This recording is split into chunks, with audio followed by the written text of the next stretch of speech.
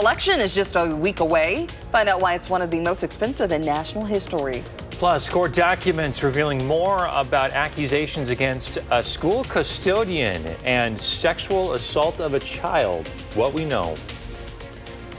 Good morning and welcome to News 3 Now this morning. It's a Tuesday. I'm Kyrie Unley. I'm Chris Stanford. Thanks for joining us.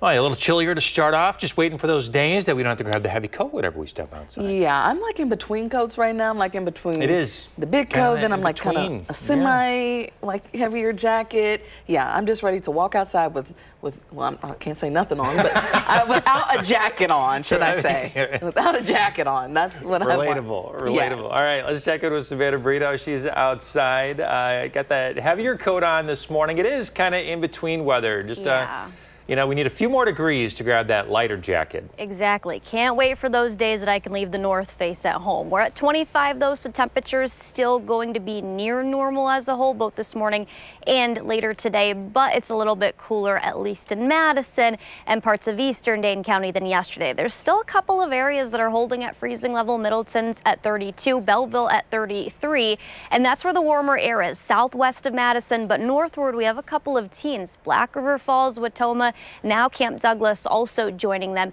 18 there, so it's a lot cooler there. The good news is we have light winds right now, so we don't have wind chills, but later this afternoon breezy conditions will return. Some sunshine. I think we'll see the sun early and then clouds really increasing for later in the day, but at least temperatures will be near 50 degrees, so you won't need that winter coat later this afternoon opposed to this morning. But guys, we'll talk about the rain and when you might want to grab the umbrella again coming up. Savannah, thank you. Let's get to our top stories this morning. We are just 1 week away from the April 1st election. Early voting is already underway. The last day you can do that is Sunday. Hours and days differ for early voting polling locations. You can find that information at myvote.wi.gov. Whether you're voting early or planning on voting April 1st, remember to bring a photo ID to the polls. There are some key state races on the ballot. Voters will choose between incumbent Dr. Jill Underly and challenger Brittany Kinzer for state superintendent. Also, voters will weigh in on a constitutional amendment. If approved, it would enshrine photo IDs for voting in the state constitution. It is already required to bring an ID to the polls, but enshrining this in the Constitution would make it harder to get rid of. Finally, the state Supreme Court race. In that race, voters are asked to choose between liberal Justice Susan Crawford and conservative Justice Brad Schimmel. The race will decide the balance of power on the court. WISC Politics says so far more than $90 million has been spent on this race. That's nearly double the spending on the last state Supreme Court race, which broke national records on its own. The race has the attention of President Trump and Elon Musk. Last night, both candidates campaigned in Rock County. He's willing to have the Supreme Court be bought off by the richest man in the world, Elon Musk. We're both getting money. We're both getting support from outside groups. And for her to make this, for her to make as much of a campaign as she has about the Musk money is, I think it is hypocritical. President Trump endorsed Schimmel on Friday. Schimmel says that would not affect how he would rule if he were elected. Court documents are revealing more about a local school's custodian accused of sexually assaulting a child a decade ago. A criminal complaint says 40-year-old James Myers abused a girl between September 2012 and 2015. It started when she was about 5 years old. At the time, the child was at a daycare run by Myers' girlfriend. One witness says there was at least a half a dozen times when Myers took care of the daycare kids by himself. The complaint says the girl tried to come forward when she was young. However, at the time, no one believed her and she got yelled at. She spoke up recently after reading a book at school about sexual assault. Right now, Myers is out of jail on a signature bond. He's charged with repeated sexual assault of the child, at least 3 violations of first-degree sexual assault. He is expected back in court on April 28th. The Middleton Cross Plains School District identifies Myers on its website as a custodian at Cromrie Middle School. The school district tells us he is currently on leave and that, quote, we conduct background checks on all employees before they begin working with us. At the time of this individual's hiring, there were no findings on their background check that would have raised concerns or prevented their employment. The owner of Tyrrell Basin now has a trial date for his disorderly conduct and battery charges. Prosecutors say Nathaniel McGree hit a teenager who didn't have a pass. It's all surrounding a confrontation on February 24th. Staff had asked the teen to leave and he did. But as he was walking away, prosecutors say McGree and another staff member followed him off the property and assaulted him. That trial is scheduled to start on June 18th. Well, Morgan Murphy Media President and CEO Elizabeth Murphy Burns is retiring from her position after 43 years. Burns took over the family-run company with her brother John in 1982. She'll be elevated to chair the company's board of directors, which oversees a national group of local TV stations, their websites, including WISC-TV, channel3000.com, and Madison Magazine. Current Executive Vice President and Chief Operating Officer Brian Burns will take over as the next president and CEO. That ensures that Morgan Murphy Media will be led by a member of the family, as it has since its founding in 1890. USPS head Louis DeJoy is resigning. DeJoy served as the 75th Postmaster General since 2020. His departure comes amid scrutiny from the Trump administration. President Trump has floated plans to give the Secretary of Commerce oversight over the independent government agency. A board of directors currently oversees the Postal Service. In local news, Madison priests are reacting to news of Pope Francis's health improving after a weeks-long battle with respiratory infection. A crowd greeted and cheered for the Pope over the weekend after being wheeled out onto a balcony. It marked his first public appearance since being admitted into the hospital in mid-February. Madison Bishop Donald Hines says followers of the faith had been waiting for a moment like this. Yeah, there were points when it was a pretty grave situation, and it seemed that the end perhaps was near. It shows his deep desire to continue to serve and to lead, and I would not count him out because he has a tremendous strength of will. Pope Francis will continue to need rest and therapy in the coming months. Hines says Madison's Catholics can help out by continuing to pray for the Pope. Power customers have 3 weeks to pay outstanding bills or risk having their heat shut off. The deadline is April 15th. State law prevents power companies from shutting off power between November 1st and April 15th. If you need help paying your bill, contact the Wisconsin Home Energy Assistance Program at 866-HEAT-WIS. That's 432-8947. You could also apply for financial assistance directly at energybenefit.wi.gov. 6:08, a new craft beer festival is debuting in the Dells this spring. It's called the Signature Springtime Sips. The festival will include some of the best seasonal and classic brews the Midwest has to offer. It's a companion event to Dells on Tap's Fall Festival Fall Tap Takeover. It's happening on April 26th from 1 to 5 p.m. That's at Elm Street Plaza in the Wisconsin Dells. You must be 21 or over with a valid ID to take part. Tickets are $50 and include a tasting mug. So some of those springtime events are ramping up for us already. Hopefully get some good weather. Yeah, feeling spring out there. You know, the beverage always tastes a little better when you got some nice sunny, warm temperatures to go along with it. Yeah, it would make it better, but right now we're dealing with some of those cooler temperatures. Savannah? Yeah, we are dealing with some cooler temperatures out there, and it actually got a little bit of snow on radar. That's for the most part just southwest of even Prairie du Chien and Platte. You're watching News 3 Now this morning. Moving forward.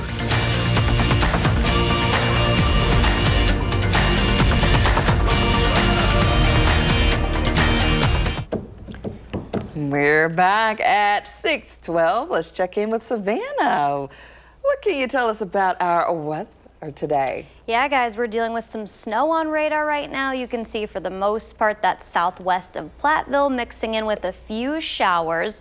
But I think that we're going to see a better chance. That's mainly as we head into Thursday. We're going to get back into a little bit more of an active pattern, and that'll take us all the way into Sunday. We're at 25 right now in Madison, 30 in Oregon, 32 in Middleton. So still eastward, we are seeing a little bit more warmer temperatures and southwest as well. The coolest temperatures though this morning, Watoma's at 18, same with Camp Douglas, Black River Falls as low as 15 this morning. We don't have wind chills factored in though, so that's some good news.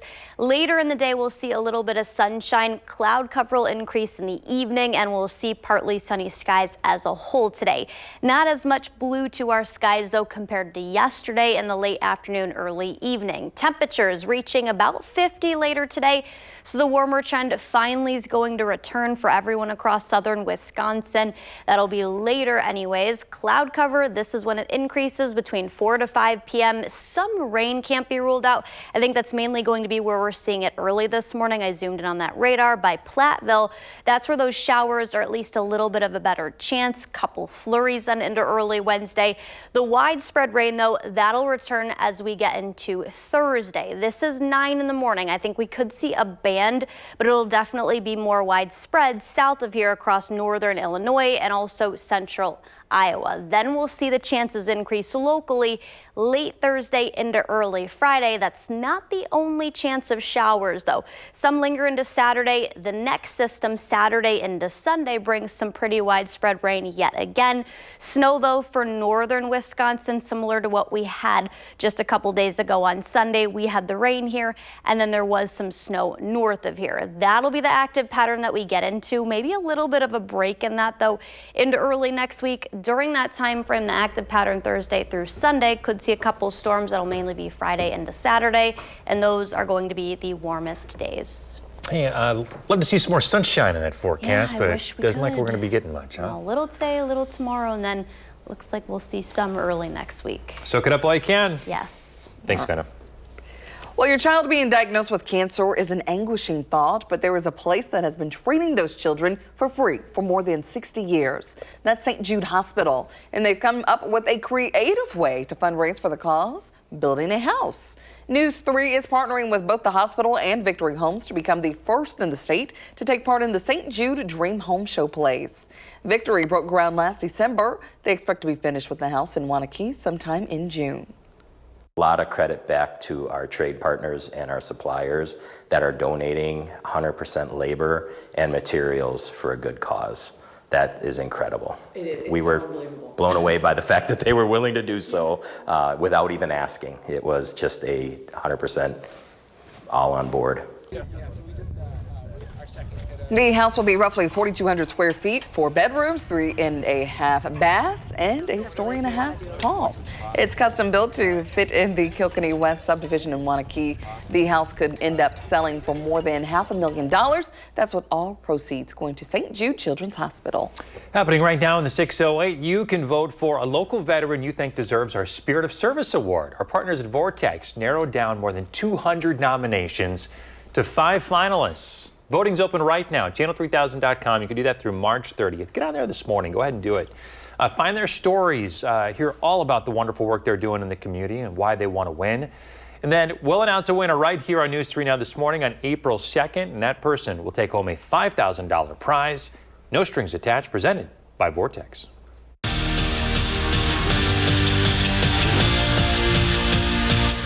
In the words of Paul Brown, the voice of Wisconsin women's hockey, 8 is great. And the celebration hasn't stopped since Kirsten Sims put home the game winner to beat Ohio State in overtime.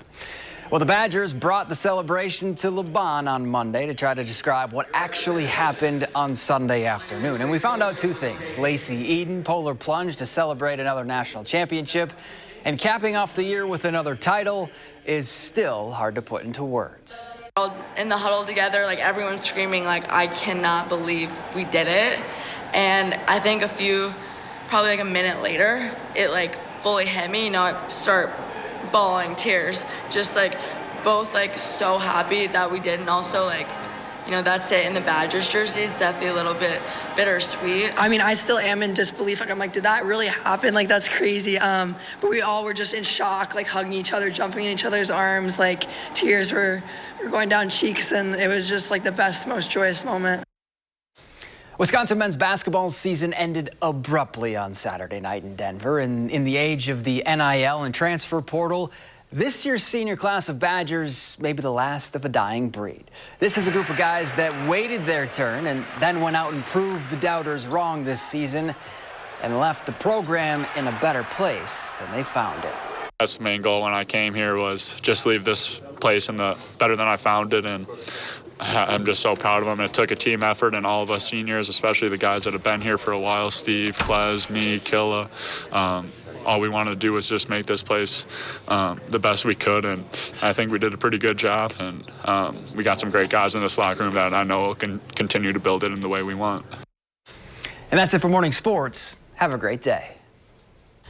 Still ahead, how one man lost over 100 pounds by eating fast food. And coming up in our next half hour, find out the challenger for incumbent Melissa Agard's position as county executive.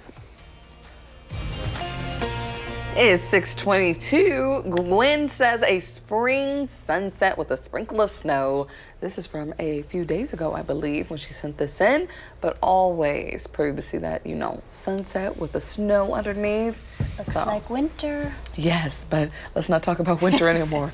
I'm ready to move on with life and stop thinking about winter. Gwen, thank you. All right, well, trending this morning, a man's unconventional weight loss routine. Tom Carroll is down 132 pounds. He did it by giving up alcohol and eating Chick-fil-A every day. He did get a salad every time he went. After months of doing this, though, and avoiding pizza and beer, his blood pressure was down to a healthy level, his blood sugar improved, and he felt better. Well, I'm sure that they knew him by name after ordering a salad every day, but the Chick-fil-A salads, I mean, like, they're like 10 bucks a salad. Huh? But like, I'm like, how many times a day was he getting this salad too? It adds up. That and alcohol, I mean, he's probably saving a lot of money too. Yeah, but like 10. Yeah, your point is that the salads are expensive. Yeah. So that would add up. I mean, for a salad, well, you can make it at home, even better. But yeah, that's just my 2 cents. My 2 cents. It would be hard going to Chick-fil-A every time and not getting the other stuff on the menu. Yeah. Right. I would not pick a salad. I'd be picking the other stuff. Yeah. Their salads are good though. I will give them that. Hey, well, it seems like expensive bachelorette trips are seeing a change here. According to the website Zola, about half of all bachelorette parties opted to stay local or within driving distance for the last year. For those opting for a hometown soiree, experts say there are a lot of ways to still make the experience memorable, like go to a pricey restaurant in town that you never normally go to, renting a local spa, taking out a boat, renting an Airbnb or a hotel in town, so it feels like you're still in that bachelorette bubble. You said you went to New Orleans? Yes, I went to New Orleans for my bachelorette party. I did not opt for that hometown feel, but to each their own. I mean, as long as it's you're around, expensive. It does add up. But I live in Madison. I could, you know, that'd be fun. But depending on what city you live in at the time, I don't know. I wouldn't want to throw a bachelorette party in Sycamore, Illinois, but and I would not want to throw one in Fayette, Missouri. So there's that. Yeah. Well, guys, we are not done with the snow yet. Although there's no snow in the long-term forecast, aside of a couple of flurries, we still are in the months that we see snow. How much snow do we see on average during April? Starts next Tuesday. Do we see none? 1.9 inches, 2.6, or 4.1? Oh, I was paying attention, but not paying attention. I'm gonna say I want to say C, but I want to say B. Are you going to B or C? B. I'll go with C. Okay. See, I was right. The first time. Don't second guess yourself. I second guessed Always myself. go with your gut. I should have, because I was like, I just remember seeing this. Yeah, even in May. So our latest on average is April 22nd, but in May, just based on the last 20 to 30 years, we've seen 1/10 of an inch. So I mean, I hope that we don't see snow into May this year, but in April we probably will. Okay. At least a trace amount. Well, I was right the first time, so that still counts. But anyway, yes. Take the C. Yes, take your win. Yeah, let's just hope we don't see any of that next month. No, lots of rain in the forecast though. So we're gonna be really active Thursday through Sunday. We'll time all of that out coming up. Away, we're breaking down some of the key races on your ballot. Plus, fire risk in the state, how you can prevent fires in the springtime. Good morning, everybody. Thanks for tuning in to News 3 Now this morning on a Tuesday. I'm Chris Stanford. And I'm Kyrie Lee. Thanks for waking up with us this morning. If you're headed out the door, I don't think it didn't feel too terrible this morning. Maybe a little heavier jacket. Maybe not that winter coat necessarily, but I guess it depends on how your body's feeling. Yeah. I went with the heavier coat this morning. I don't think we're going to need that much longer throughout the day. Let's check in with Savannah Burrito. She is counting down the days that she doesn't have to wear that North Face outside in the morning. I definitely am. We're almost closer to April. That means we're closer to May. Summer months knocking on our doorstep. We don't have a wind chill outside this morning, at least. Our winds, though, for the most part, calm. Couple areas are up to about 3 to 5 miles per hour. Not that bad. It will be breezy, though. Temperatures still stagnant at 25 in Madison, but a lot of western Dane County warmer than that, close to freezing level, even above that. And that's basically areas south and west of Madison that are the warmest. Northward, at least we're not in the teens here. That's not in the forecast the next several days. Partly sunny with highs near 50. We'll talk about when we could see temperatures 60, even maybe push 70 degrees, and how much rain we could see. That's coming up. All right, we'll talk to you then. Well, we are a week away from the April 1st election, and right now, early voting is underway. The last day to vote early is this Sunday. Hours and days differ between polling places, but you can find polling hours and locations at myvote.wi.gov.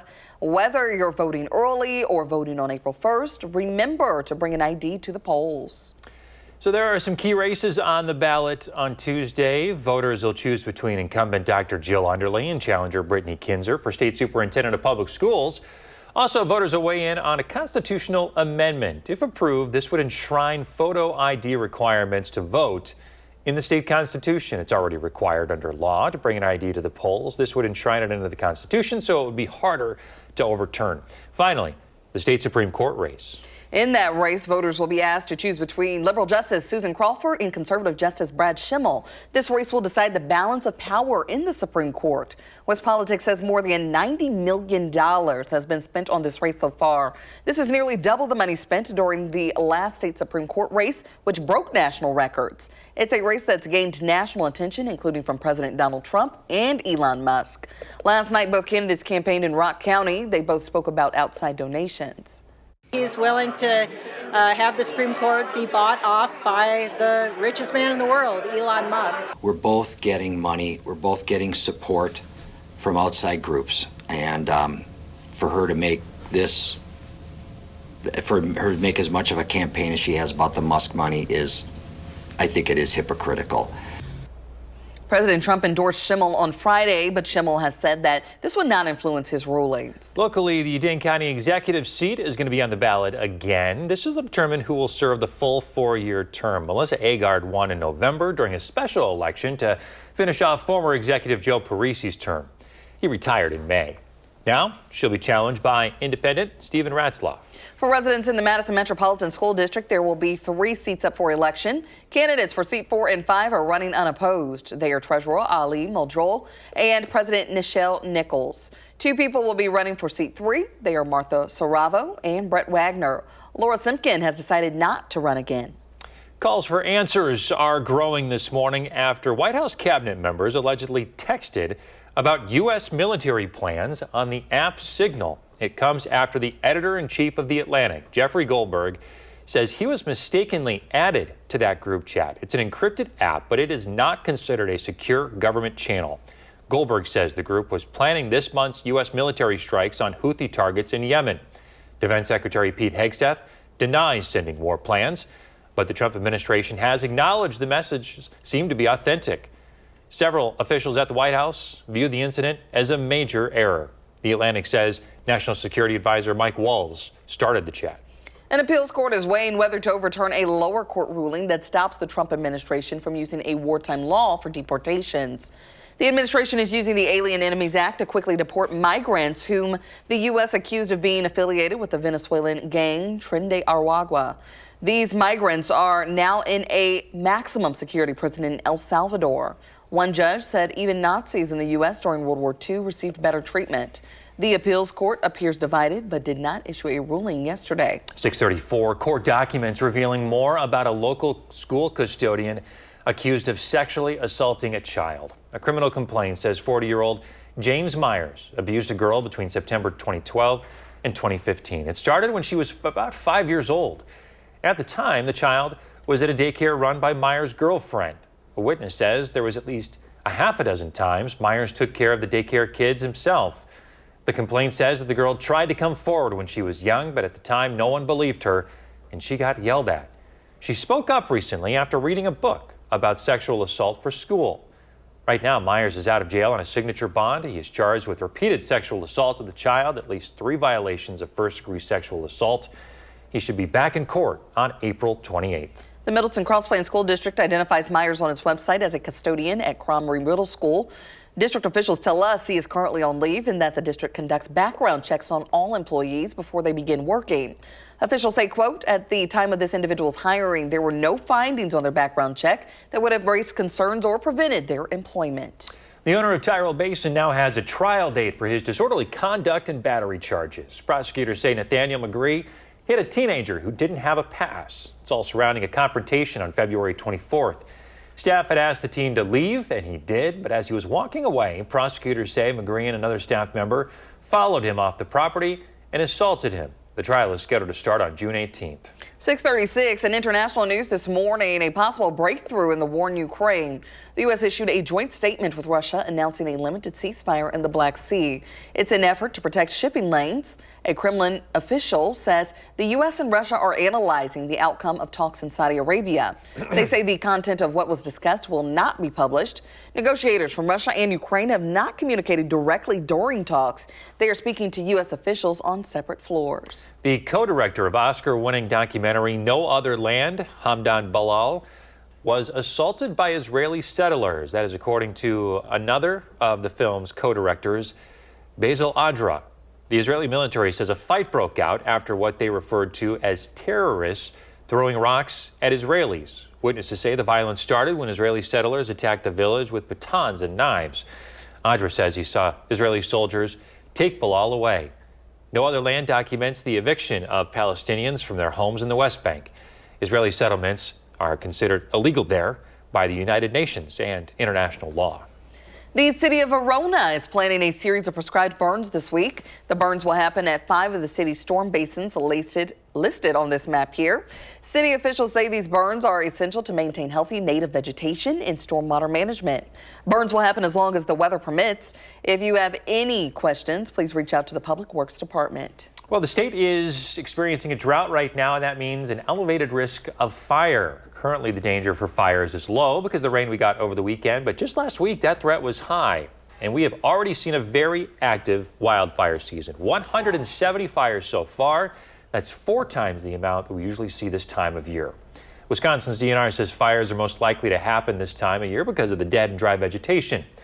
The #1 cause of wildfires, which is preventable, is burning debris. So the first thing they can do is either not burn in the spring and always look for other times, chip wood piles or take their trash somewhere else or just compost.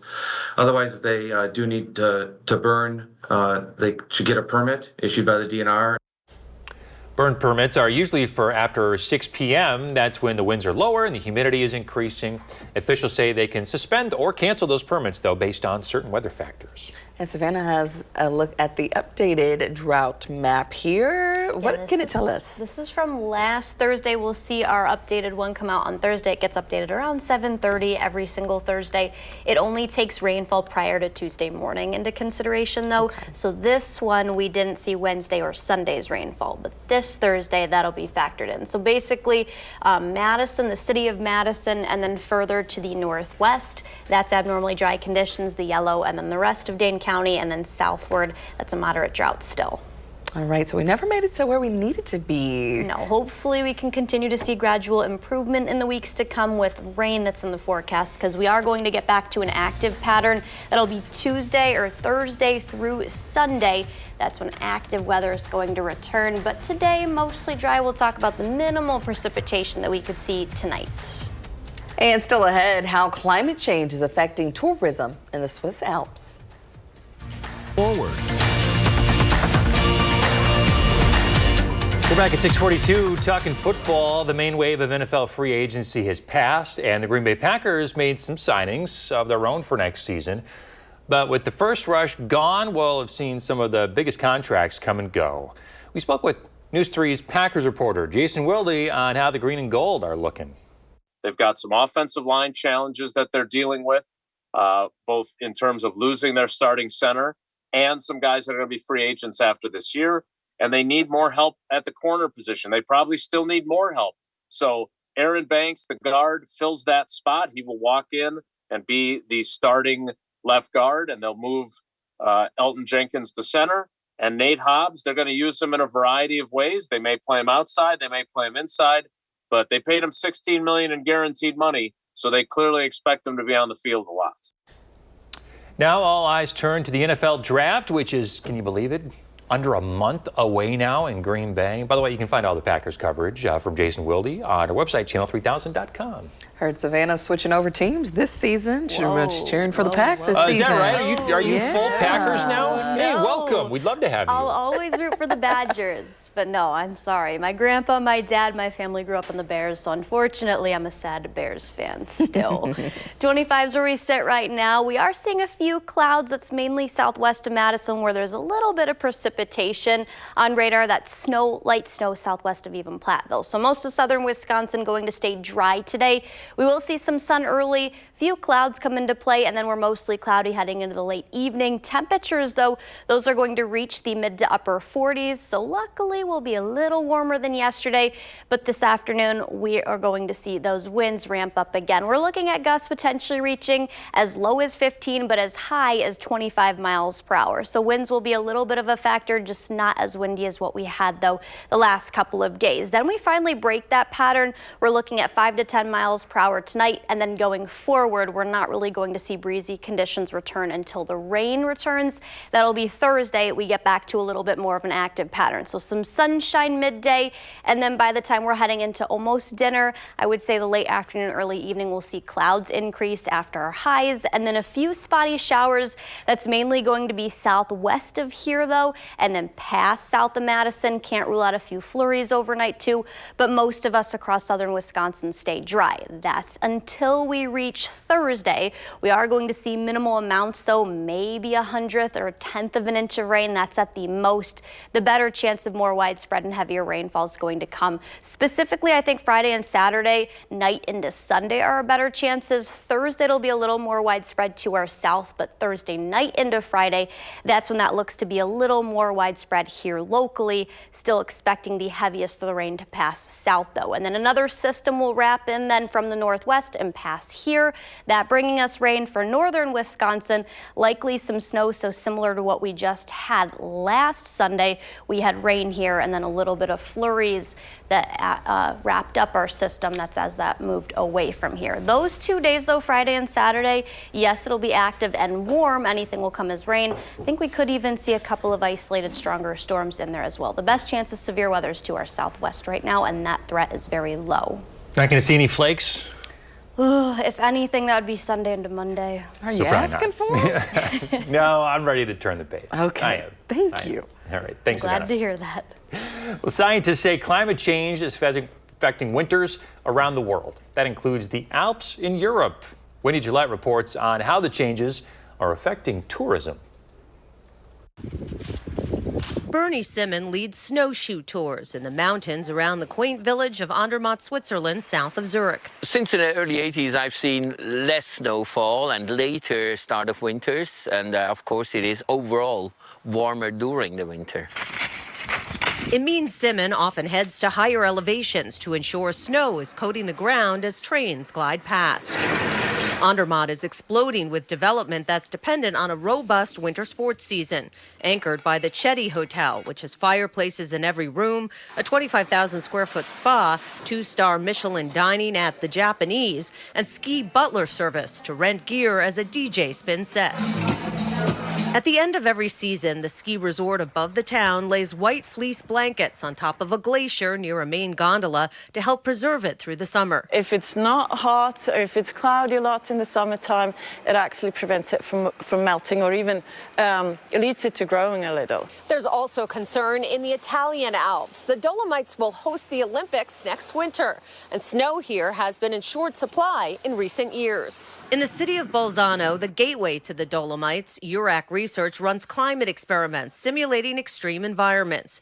Research shows in this South Tyrol region, the annual mean temperature has increased 3.6 degrees Fahrenheit since 1980. And across the Alps, snowfall has decreased 34% between 1920 and 2020. It's different, not so much the amount of rain or snow that is falling, but what is different is when it falls and how it falls. Ski resorts in the Dolomites have invested in state-of-the-art snowmaking systems, keeping family-owned hotels like La Perla in the village of Corvara in business. When I was a kid, it was snowing at the end of November till the end of April. These times are past. The hotel, one of those we stayed for a special rate, evokes the past with local traditions, including staff outfits, candlelight dinners, and wood-paneled rooms with views, but with modern touches like an upgraded spa to embrace a new kind of future. Wendy Gillette, CBS News.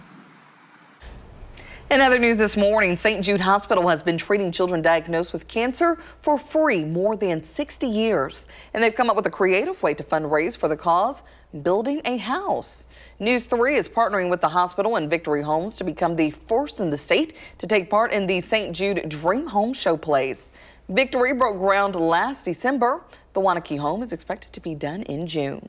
A lot of credit back to our trade partners and our suppliers that are donating 100% labor and materials for a good cause. That is incredible. We were blown away by the fact that they were willing to do so without even asking. It was just a 100% all on board. The house will be roughly 4,200 square feet, 4 bedrooms, 3.5 baths, a story and a half. The house could end up selling for more than $500,000 with all proceeds going to St. Jude Children's Hospital. Hey, right now you can vote for a local veteran who's doing something amazing in our community. For our Spirit of Service Award, our partners at Vortex have narrowed down more than 200 nominations down to 5 finalists. Voting's open right now on our website. You can do that through March 30th. Look for their stories on air and on channel3000.com, the News 3 Now mobile app. We'll announce a winner live here on the air April 2nd.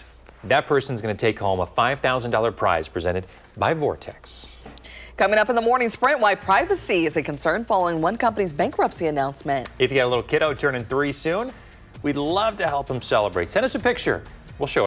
6:53, time for the morning sprint. The April 1st election is just 1 week away. On the statewide ballot is the race for state superintendent, a constitutional amendment, and the state Supreme Court.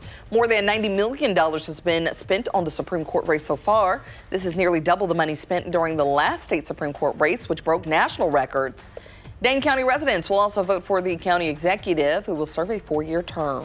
Nationally, calls for answers are growing after White House cabinet members allegedly texted about U.S. strikes in Yemen on the app Signal. It comes after the editor-in-chief of The Atlantic, Jeffrey Goldberg, says he was mistakenly added to that group chat.